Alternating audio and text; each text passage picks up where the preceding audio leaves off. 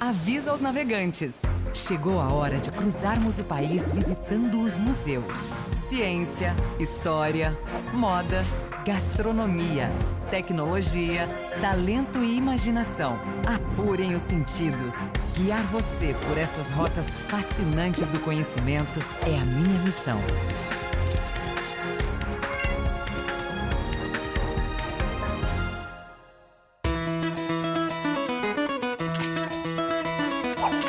As gírias, dialetos, etnias e tradições revelam uma diversidade marcante na sociedade.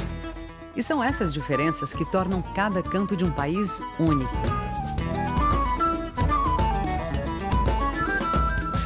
Foi pensando em toda essa pluralidade que no ano de 1979 foi criado em Recife, Pernambuco, um museu que desbravasse a alma do povo do Nordeste.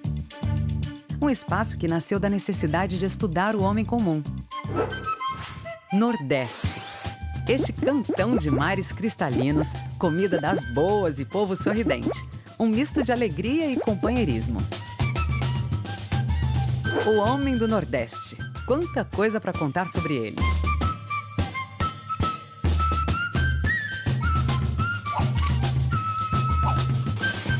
Olá, pessoal do Conhecendo o Museu. Sejam muito bem-vindos ao Museu do Homem do Nordeste. Nós estamos aqui apresentando a nossa casa. É uma casa com bastante árvores, bastante gramado. Temos um acervo aqui externo, que é para exatamente as pessoas virem e contemplarem. Esse projeto foi talvez o primeiro projeto do Norte e Nordeste que foi construído exclusivamente para abrigar um museu. O museu ele é um fruto de uma fusão de 3 museus. Do acervo do Museu de Antropologia vieram objetos indígenas, peças de manifestações afro-brasileiras, itens de habitantes da zona rural nordestina dos séculos 18 e 19, entre outros. Já do Museu de Arte Popular foram trazidas peças de cerâmica de vários artistas nordestinos importantes, como Vitalino e Porfírio Faustino.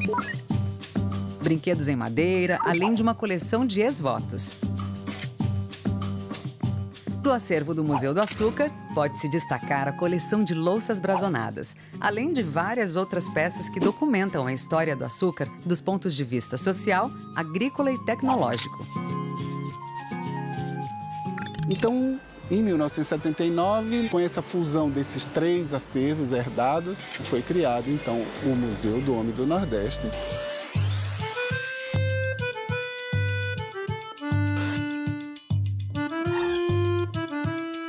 Olá, você sabe o que é isso aqui? Isso é um monóculo. Esses monóculos trazem curiosidades do Nordeste. São fotos onde o dia a dia do nordestino é apresentada para que as crianças comecem já a se questionar quem é esse homem do Nordeste. Isso porque existem vários Nordestes que emergem a cada tempo.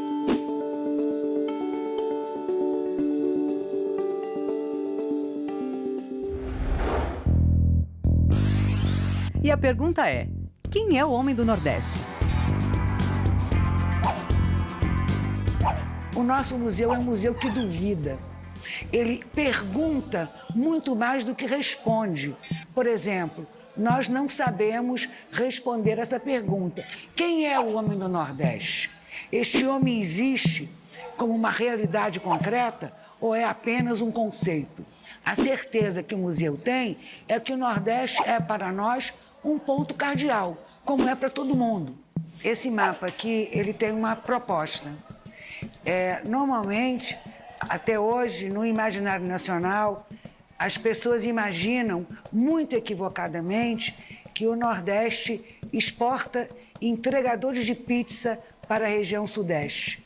Não é bem assim. O Nordeste é um continente. Ele começa no sul da Bahia, ele vai até o norte do Maranhão e nós somos 53 milhões de pessoas.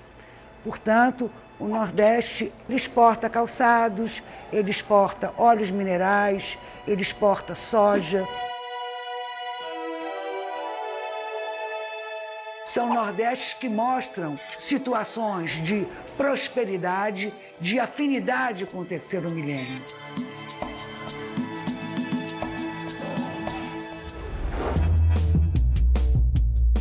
Cada sala é como se fosse um quebra-cabeça, é um recorte desse conjunto de costumes que fomenta o que a gente quer trazer aqui no museu, porque é um museu de antropologia. O que estuda a antropologia? O homem.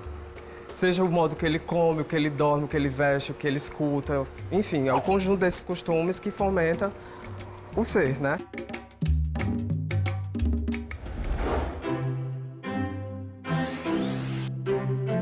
Essa sala, ela tem o nome de Sala das Influências porque ela traz em seu acervo a representação de várias populações que invadiram o Brasil ou estavam no Brasil no momento da colonização e do Império. Esse trecho que a gente está aqui, por exemplo, ele representa um pouco da influência francesa. A França, ela tentou invadir o Brasil durante o período colonial, especialmente pelo Rio Grande do Norte, e aqui a gente tem um pouco dessa influência da França no requinte das casas grandes dos senhores de engenho e no requinte dessa aristocracia que vivia aqui no Nordeste, especialmente.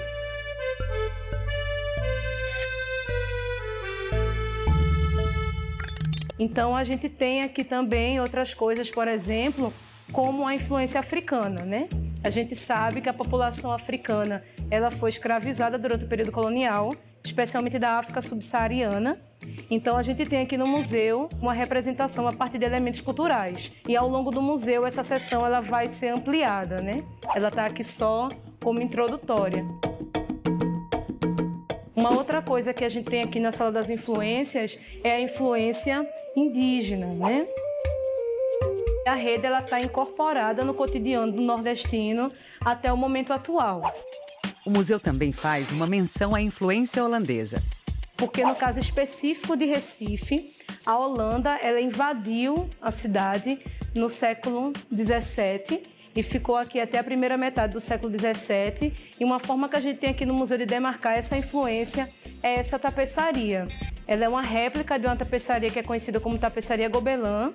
Então a gente tem uma estética de demonstração do Nordeste a partir de elementos holandeses. E uma outra coisa que a gente tem aqui também é a influência da Inglaterra. A Inglaterra, além de comandar o tráfico negreiro, dessa mão de obra que vinha trabalhar aqui no Brasil, a gente tem a influência das comunicações aqui.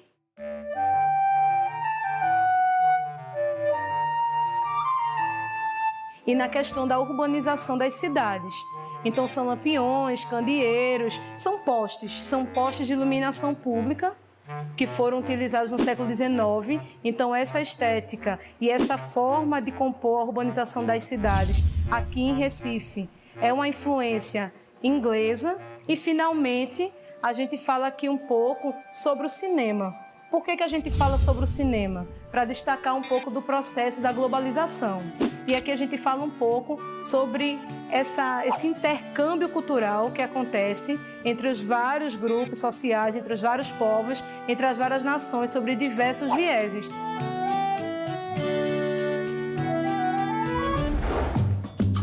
O Museu do Homem do Nordeste possui um acervo de 16 mil peças, que incluem desde delicados exemplares de arte plumária até moendas de pedra, todos criteriosamente documentados. O que vale a pena chamar a atenção é que as pessoas só veem o museu a parte da exposição. E todo museu tem um trabalho de bastidor, que basicamente é desenrolado dentro da reserva técnica. Aqui nós fazemos a documentação de cada peça do acervo e abrindo a página da Fundação Joaquim Nabuco você tem acesso ao acervo online para pesquisa. Dentro desta reserva técnica, aqui a gente tem aproximadamente 12 mil peças guardadas, aonde a gente faz esse trabalho de documentação e o trabalho de higienização dos objetos, né? É uma limpeza mecânica, a gente tem um ciclo de 2 anos, onde cada ano é realizada a higienização de 6 mil peças. No segundo ano, fechando esse ciclo, a gente retoma. né? É um trabalho constante que a gente desenvolve.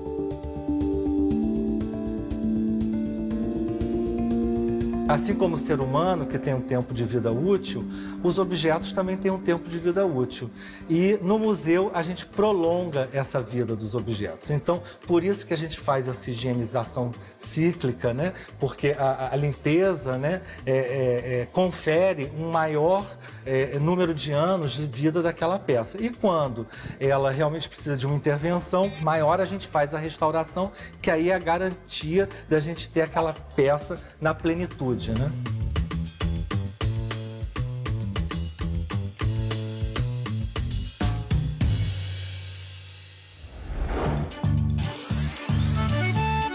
Vocês estão entrando agora na Sala Valdemar Valente, na exposição Abridores de Letras de Pernambuco. Quando a gente fala em exposição nos museus, é importante a gente ter em mente que, para a maioria do público, as exposições são um museu. É através delas que o museu traz suas inquietações, suas pesquisas e atualiza também seus discursos. A mostra ela traz ao público cartazes do comércio popular, a placa do amolador de tesoura profissional informal. Para além desses objetos, ela apresenta a gente o universo do letreiramento, desse modo peculiar que o comércio informal mantém até hoje, de divulgar e promover seus produtos e serviços.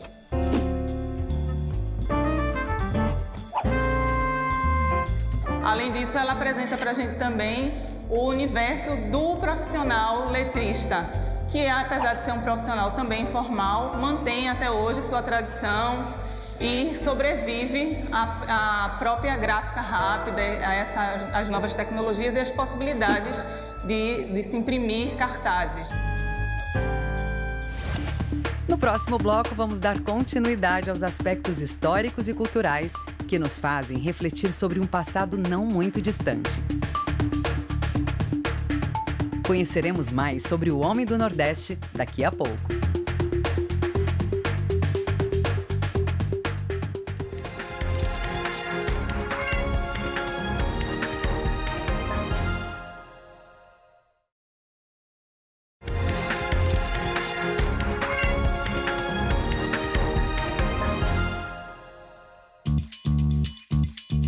Estamos de volta a Recife, Pernambuco. Hoje estamos conhecendo o Museu do Homem do Nordeste. O museu é o resultado da junção de 3 diferentes acervos: Museu de Arte Popular, Museu do Açúcar e o Museu de Antropologia, que representa o homem em grupos de objetos relativos à sua etnia e formação cultural. Nos últimos anos, a equipe do museu começou a discutir sobre a forma como as comunidades indígenas são representadas na exposição de longa duração. No processo, perceberam que o discurso expográfico apresentava a história dos grupos indígenas, sob a perspectiva do processo de colonização. Aconteceu então uma reorganização do repertório. Os povos indígenas aqui de Pernambuco colaboraram de forma direta com a organização da sala. Nós começamos a prestar atenção que expressões, que números e de que maneira falar sobre os indígenas precisa ser respeitado. Então, por exemplo, o respeito à língua, à cultura, ao estilo de vida, às pinturas. Temos aqui nessa sala uma das maiores contribuições que o contato entre educativo e o externo ao museu pode gerar, que é a gente começar a entender que falar de alguém, falar sobre alguém, exige que nós tenhamos respeito por essa fala. Chegamos a um período marcante da nossa história. A ambientação sonora do percussionista Naná Vasconcelos reproduz o barulho interno de um navio que transportava africanos escravizados. A proposta é provocar uma reflexão sobre o tema. Nós, no Museu do Homem do Nordeste, acreditamos que nós talvez possamos restituir aos descendentes dos africanos algumas coisas, mas não é possível restituir liberdade aos mortos.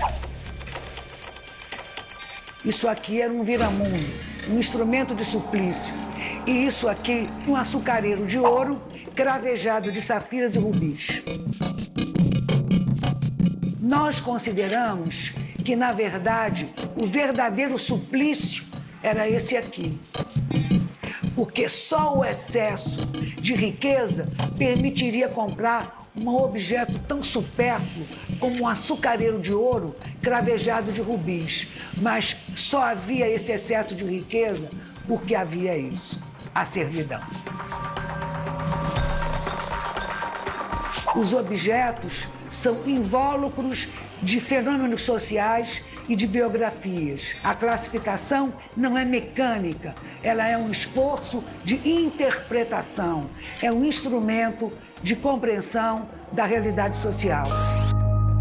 Nós temos a obra do Jonathan de Andrade, é um abecedário feito com cana-de-açúcar. Todas as letras feitas apenas com os talos de cana. E aí, isso, de certa maneira, reproduz a vida desses homens. A maioria deles conhecido de uma maneira, eu acho, até a expressão, ela é um pouco pejorativa, é dolorosa, os boias frios. Pessoas que se tornam extensão das suas ferramentas de trabalho, das suas foices, muitas delas até hoje analfabetas. Então a letra, o caminho da letra, da alfabetização, é o caminho da emancipação.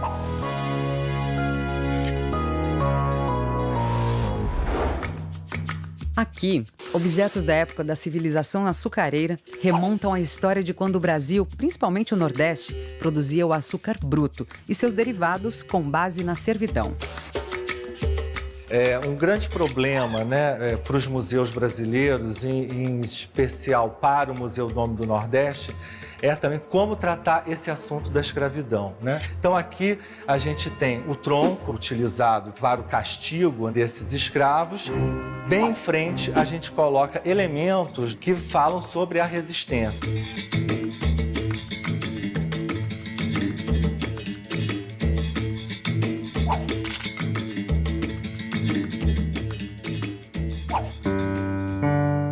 Aqui no museu, a gente procura fazer, né, um discurso, um paralelo entre o período da escravidão e pós-escravidão. E aqui a gente tem dois exemplos bastante significativos. Um deles é essa bacia de barbear, com a qual os negros escravizados trabalhavam nas ruas, fazendo barba e cabelo dos passantes.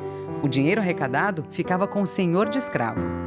Pós-escravidão, a gente tem um exemplo aqui muito marcante, que é essa máquina de amolar facas, tesouras e alicates. Essa máquina era de um ambulante que vivia aqui nas redondezas do museu, oferecendo esse serviço. E então a gente colocou junto essas duas peças, que é para trazer uma reflexão de até que ponto acabou a servidão, até que ponto essa população ficou jogada à própria sorte.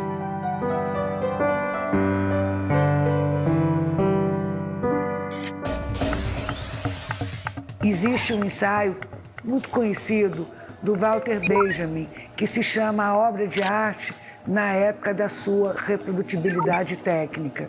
Então ele diz o seguinte: eu posso fotografar a Mona Lisa de um jeito que a cópia vai ser idêntica ao original, mas ela não vai ser 100% idêntica. Por quê? Porque sempre faltará à cópia a aura. O que é a aura? É a impregnação do olhar do espectador. A mesma coisa esse tacho. Está impregnado da memória de todos que trabalharam nele. A gente guarda esse tacho para estimular naqueles que estão vivos a gratidão por aqueles que estão mortos. É uma forma modesta, talvez insuficiente, de retribuir a esses grupos, entende, que vieram contrariados ao Brasil, mas que ajudaram a construir e a formar a nacionalidade brasileira, os africanos.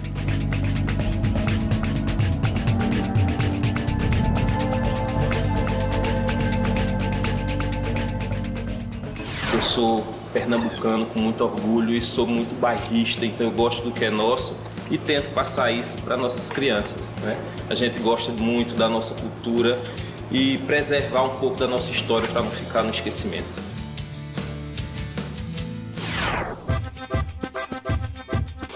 Devido à formação do acervo, um dos museus que criaram o Museu do Homem do Nordeste, foram incorporados, é o Museu do Açúcar. E com isso a gente teve a incorporação de diversos objetos do cotidiano das casas grandes. Desde os utensílios e móveis da cozinha,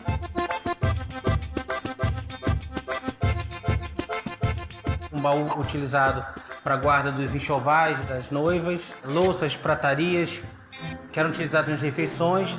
E eu destaco os polvilhadores de açúcar, que hoje em dia não mais feitos, e as louças brasonadas, com os brasões de diversos barões e pessoas da nobiliarquia brasileira.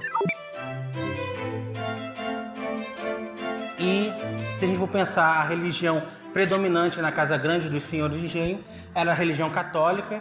Então nós temos imaginária vários santos, oratórios que ficavam no interior das residências, alguns móveis dos diversos cômodos das casas grandes e fragmentos da arquitetura dos engenhos, dando destaque às pinhas que ficavam na parte superior das residências.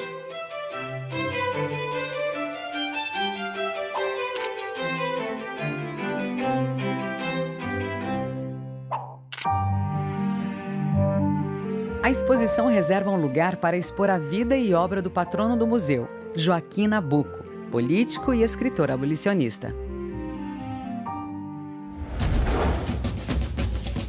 Essa sala é dedicada à tradição do maracatu, festa religiosa de origem africana. O destaque é para a rainha Dona Santa, que na década de 1950 foi líder do grupo de maracatu Nação Elefante. É importante o contexto que a gente vivia naquele momento. A gente vivia uma cidade cerceada, onde o maracatu, que a gente sabe, é de matriz africana. Então, naquela época, os jornais retratavam como coisas de negro, antro de vagabundo.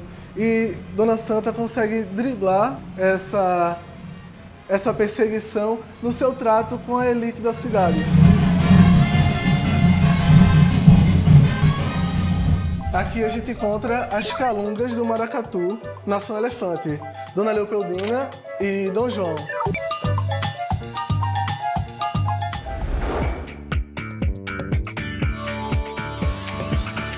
Esse aqui é o nosso corredor da fé, tá? Que ele se divide em dois momentos, uma parte mais cristã e outra dos orixás, das religiões afro-brasileiras. A gente vai ter nessa sala vários fragmentos de religiosidade que compõem esse Nordeste hoje, tá? Então, desde a religião dos santos, dos orixás, né? Do candomblé, da umbanda, do espiritismo. Nessa sala aqui a gente vai ter um dos momentos mais conflituosos nos trabalhos educativos aqui no museu, porque é onde se tem mais resistência a ter contato com essa parte da cultura africana que, historicamente, foi bastante marginalizada e, com isso, trouxe resistências ao assunto em si.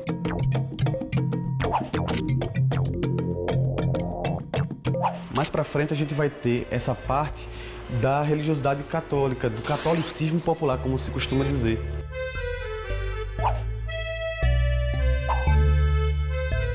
Esses são ex-votos, peças que representam pedidos alcançados por fiéis e que são entregues à igreja como gesto de retribuição.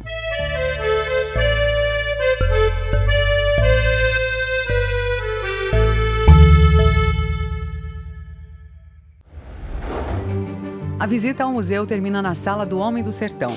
Aqui, a figura do vaqueiro ganha destaque para mostrar como a modernidade vem modificando os costumes, a cultura e a urbanização no Nordeste.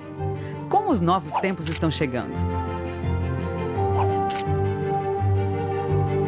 Esse é o nosso desafio no futuro. A gente pretende crescer a exposição, mostrar exatamente essa diversidade e essa modernização, vamos dizer, da cultura nordestina. O museu é um convite à reflexão da história da colonização do homem do Nordeste, sua origem, miscigenação, inventividade e forma de viver. Uma ênfase ao homem que desbravou, ajudou a construir uma nação e levou sua cultura aos 4 cantos do país. Quando vier ao Recife, conheça o Museu do Homem do Nordeste, no bairro Casa Forte. A nossa história está aqui. Até o próximo museu!